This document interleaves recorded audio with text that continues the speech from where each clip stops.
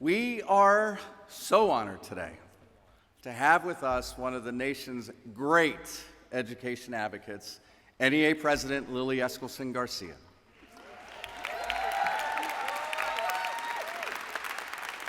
She is passionate about public education, and she is effective. She's effective not just because she knows how to talk the talk, and she does that very, very well, but because she's walked the walk.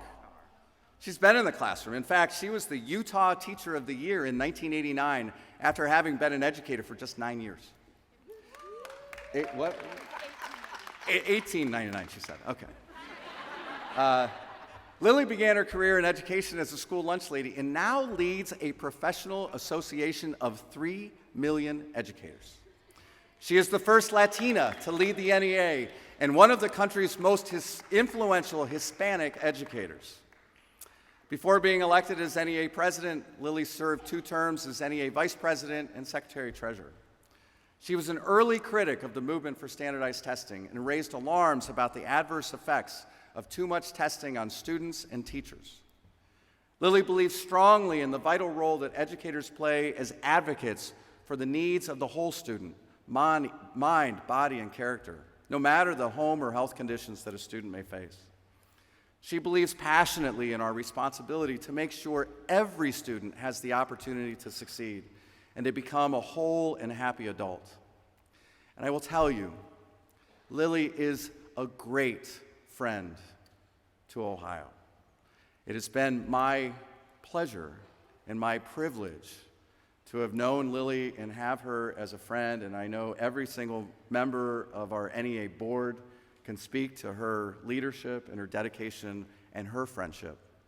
So, I ask you, please join me in giving a warm Ohio welcome to Lily Eskelsen Garcia. Buenos dias, buenos dias. I'm going to try and settle myself down. I love you guys, and thank you, my NEA colleagues. Thank you for being here. I'm going to try and settle myself down. I was jumping up and down earlier like an idiot, you know, and I mean no disrespect to idiots. But on Wednesday morning, I was in Savannah at OEA and got a phone call from my husband that he said he was holding in his hand, after 6.5 long years, he has his green card.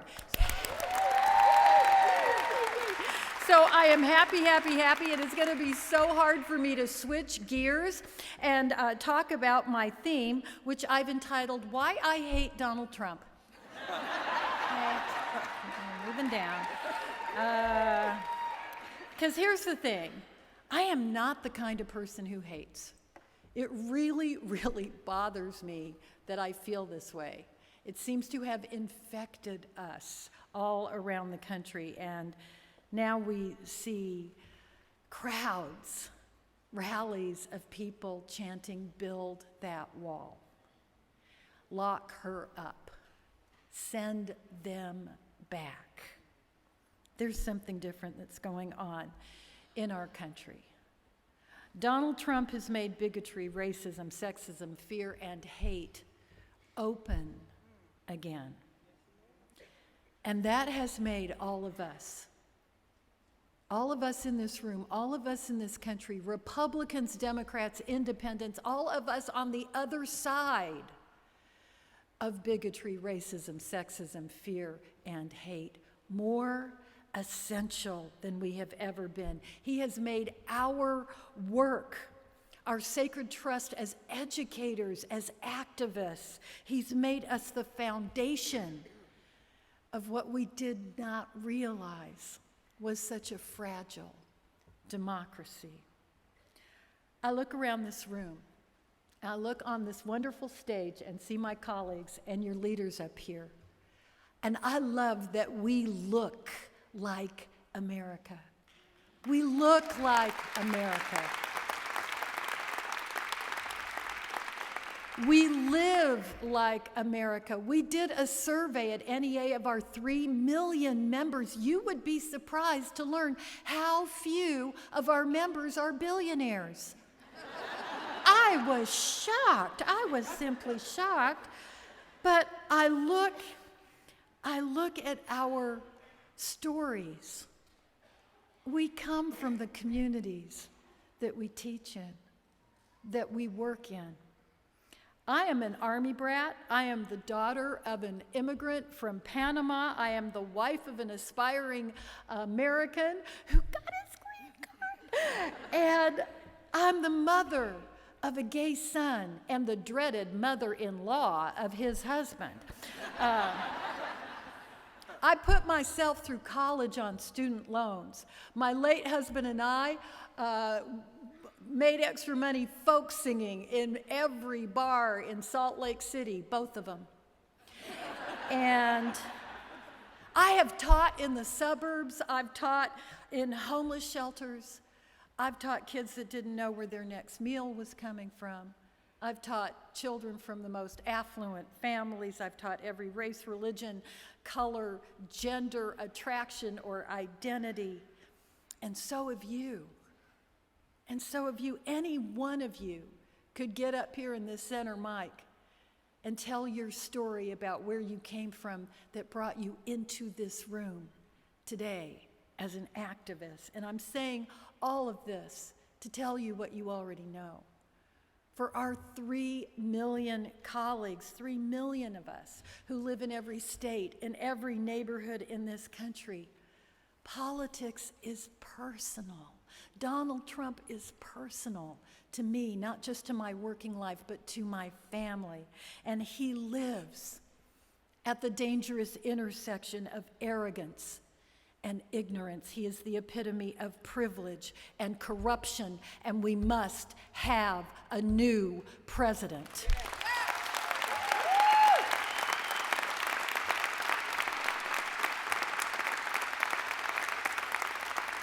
Now, I will tell you that whenever I am talking to a group of more than 3 people, I assume that one of us voted for Donald Trump and it wasn't me. And so I am saying that to tell you that I know in this audience there are folks that supported Donald Trump, maybe still support him. This is not a speech about you. I have Republicans I love. A Republican personally gave birth to me. And so this is not partisan for me. And I need for our Republican colleagues, and if you're not a Republican, you know that you represent Republicans back in your home districts.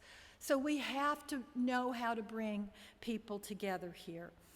As an Army brat, I don't think I can ever forgive Donald Trump for the way that he has treated Republicans, for the way he mocked the service of Senator John McCain.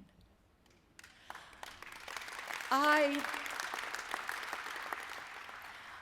would never vote for John McCain if I lived in Arizona. He's wrong on vouchers. He was wrong on a lot of things I cared about. He was an American hero who bled for this country,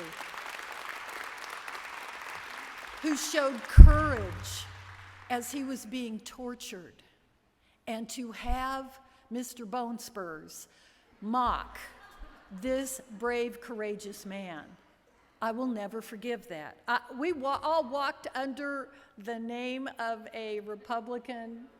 Yeah, that was fun. But you know that when Mr. Kasich took on Donald Trump, it wasn't because he didn't respect the Republican Party. It was because he respected our democracy, and he could not be silent. I want more Republicans to have that kind of courage, and we should say it when we see it.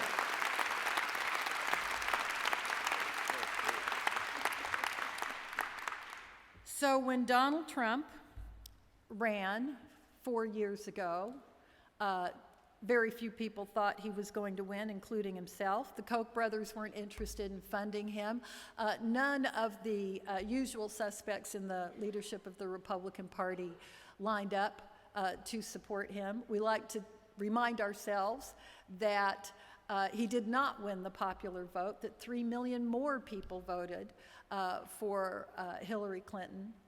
Do not take heart in any of that. This is 4 years later, and it is a new game. They are all lined up with him now.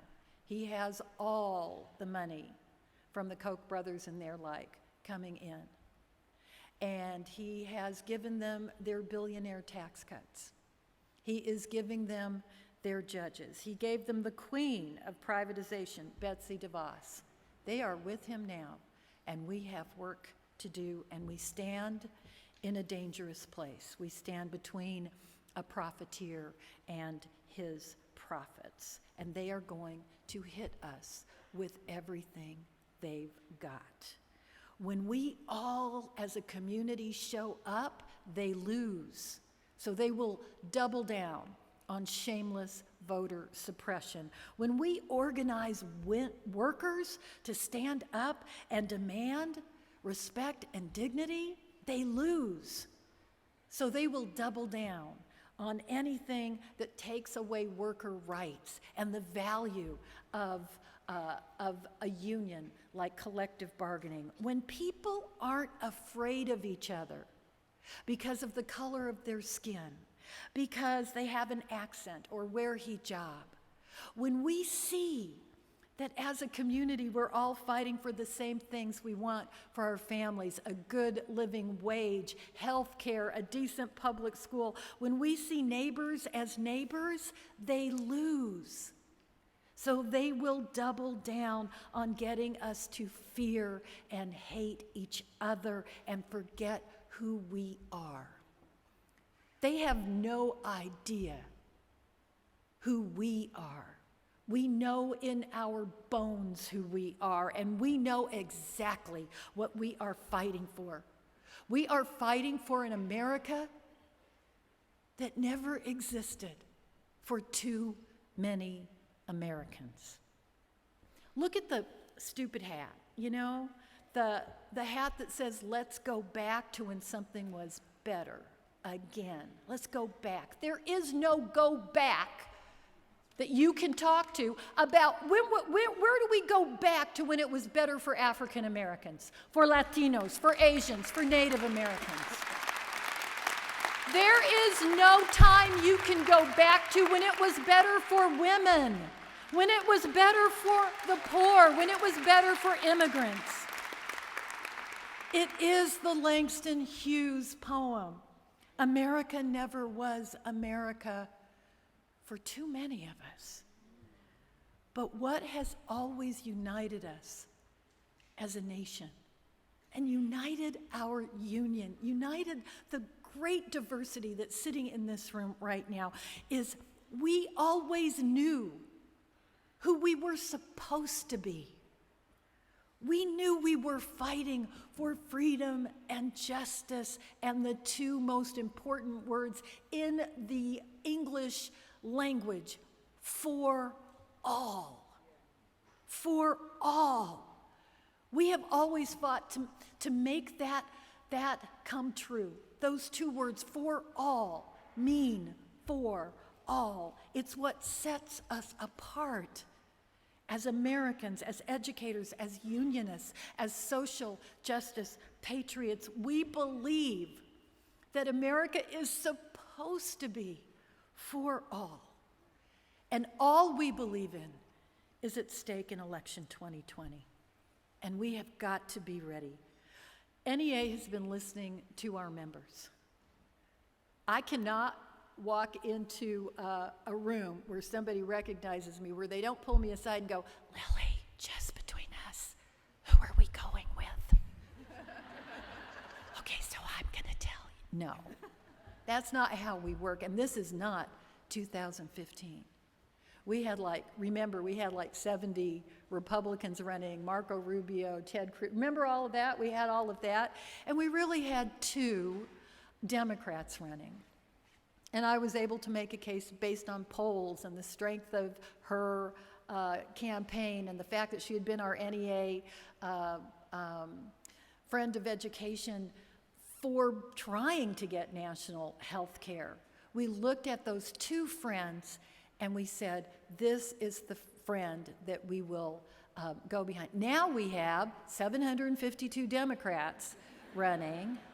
Many of them are friends, and many of them very, very equal in the polls and funding and support. It's still very, very fluid. But when we asked our members across the country about the presidential race, here's what we heard.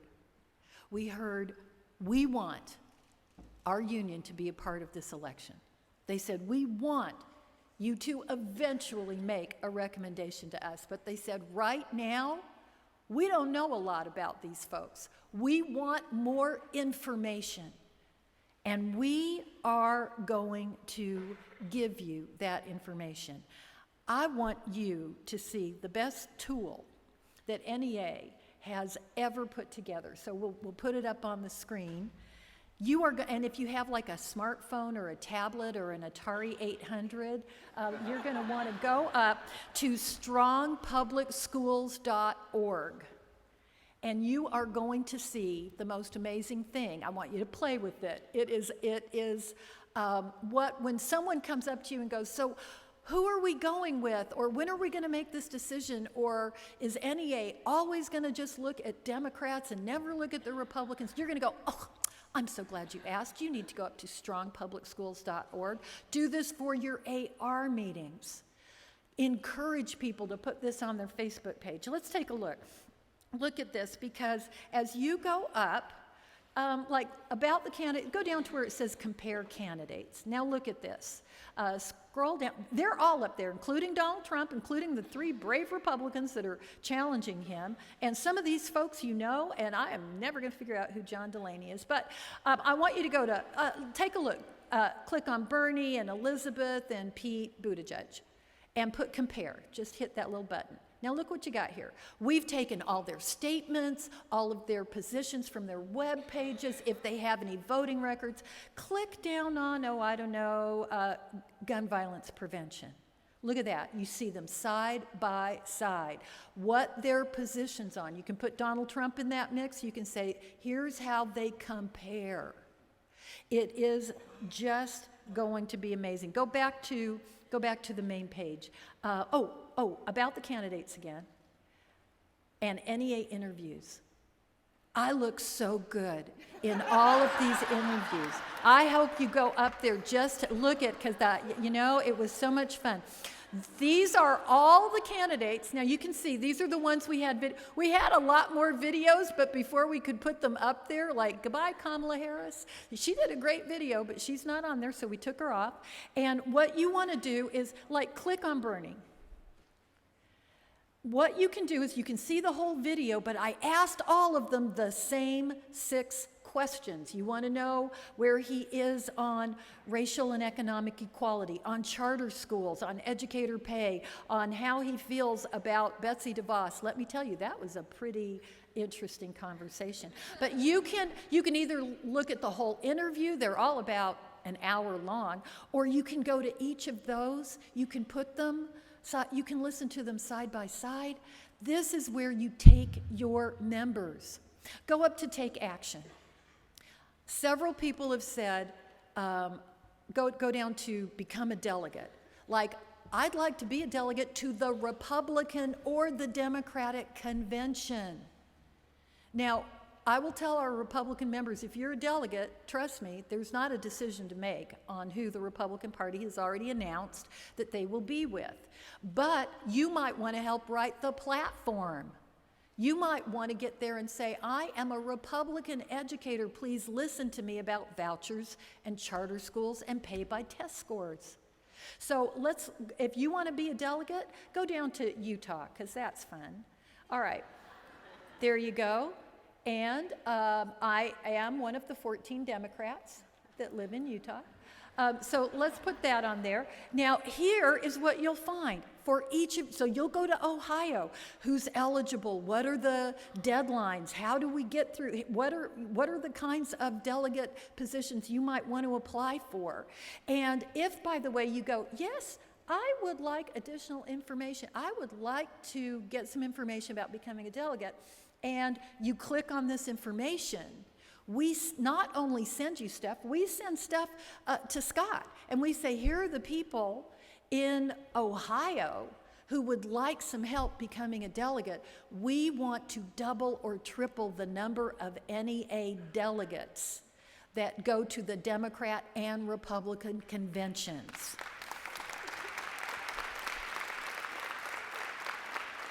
On frequently asked questions, when someone says, how are we going to make that? Who gets to vote on that? You can send them up there. It talks about our process. It talks about everything that someone may want to know about.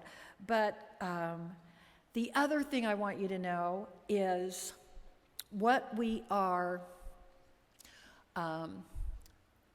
dedicated to doing right now. So I don't have a candidate to say, this is the one we think has the strongest case to be that new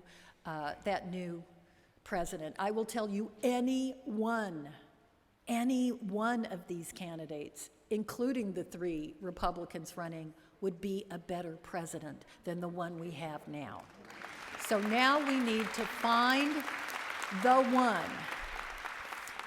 So what we are doing in this is we are saying, number one, we are getting all of these candidates on the record. One of them must be the next president, and we will have them on videos. We will have their questionnaires.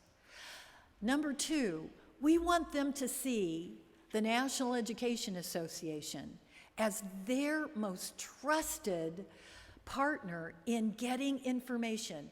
If they, by the way, we don't disqualify them because they didn't say something we liked about charter schools. If they're willing to put it on the record, we'll still let people know where they stand, and it means that I get to call them back and go, can I sit with you, Senator, and just tell you a little bit of the research on why we feel so strongly about charter schools? It's just my opportunity to keep talking to them because one of them will be the next president. I want them to see us as their greatest source of information. And the other thing we want right now is we want for the first time for education issues to be on the presidential campaign atmosphere. They always go, oh, education, that's a state issue, that's a local issue. We are putting it on the national agenda, and we really have one person to thank for that. Thank you, Betsy DeVos, for being the cautionary tale about why it is important to have a president who will not put someone like Betsy DeVos as Secretary of Education. But thank you, too, Red for Ed, because people are talking about education. And they're saying, wow, you mean if you get candidates that don't really like public schools, you can have all these problems? Oh, I kind of get the connection now. And so I am so proud to announce, you'll want to write this down, but it will be on strongpublicschools.org very shortly, the first ever national presidential debate devoted solely to education issues will be held on December 14th in Pittsburgh, Pennsylvania. We are co-sponsoring it with many, many organizations like ARROW, civil rights organizations, special education parent advocacy groups. There's like 52 people who are organizations. I will tell you, NEA is the one saying, come on, candidates, you've got to come. And they know that we're going to promote this with 3 million of our members and ask you to promote not only with your members, but to tell your members to get their families and their friends and their circle of influence involved. This is big. This is big, and we've never done anything like this. It's not password protected. You do not need to know what I'm sure you've memorized, your NEA identity number. Didn't even know I had one. But, and you don't need to have the secret handshake to get in. This is, you can put strongpublicschools.org because it's not promoting a candidate. We can make it a public website, and you can show it to everybody. You can show it at a faculty meeting. You can just say, we are civic people who take our civic responsibility very seriously. If you want to know about all the candidates who are running, this is the site to go for. But if we don't let anyone know about it, it is the tree that falls in the forest. If we don't let anyone know about this wonderful website, if no one hears about it, do we get a better president? So think of your circle of influence and invite people to go up. Think about the people that, your friends and family members, the people who sit next to you at church, or Scott, the next bar stool, or wherever your house of worship may be. Think about the people who agree with you, but also think about the people who unfriended you from your Facebook page, who don't agree with you. Get them back and say, go up here. There's a decision we have to make, because people are sick and tired of nasty politics. They don't want to do a phone bank right now. They don't want to fill out a survey. But, oh, you got more information? Oh, tell me more. That they want. This is an invitation to engage our members in our communities in the highest high-stake civics test of our lifetimes. And we need people who are not engaged out there saying this is important.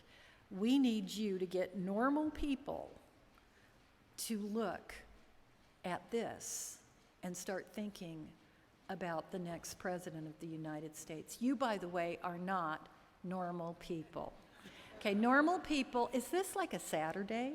I don't even know that. I'm not normal. They're going to the movies. They're buying groceries. You know, if politics, elections come on the TV, they're switching the channel.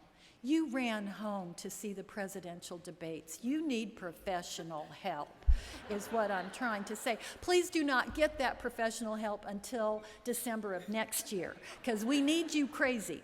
We need you completely insane. This is how we are going to get a new president, and you are the key. It's a really fun thing to sit around and talk about which candidate you like more than the other candidate, and do that. But before you get there, start at a more fundamental place. Get your ARs together. Get your local president's council together. Get some people that are just sitting around the faculty room lunch table and ask them, what do you want our country to look like? What does being on the right path look like? What do we risk if we don't get a new president? What happens if enough of us don't care enough to show up? We know what happened last time, when enough of us did not show up. This is big. You are being called on. I am being called on. We are all being called on to show up. Tell your circle of influence something personal, something you believe in. Believing in something bigger than yourself gives you courage. And courage counts. Courage changes everything. Put something very personal right in front of your mind every day, something you love. In my case, it is my 4-year-old granddaughter, Lily Jo. Isn't that a beautiful name? She is so in the will. I have baby girl right here in my head every morning telling her that she is worth whatever it takes for me to get a new president for her.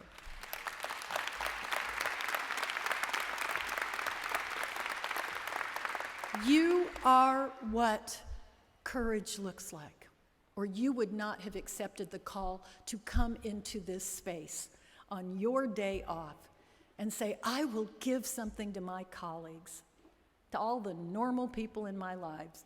I will do something completely abnormal.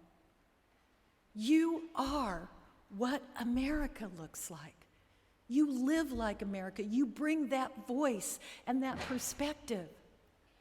We must be what democracy looks like. People who have forgotten that, yes, you have rights, but you have a responsibility as an American citizen who is being called on to make an important choice. It is my daily prayer that we will be worthy of what we love. I will be worthy of my granddaughter and my children and the Republicans in my life and the Democrats in my life. I will be worthy of people who are too afraid to stand up for themselves. We will stand up and we will be their voice, and we will demand justice. Ya es el tiempo para la justicia.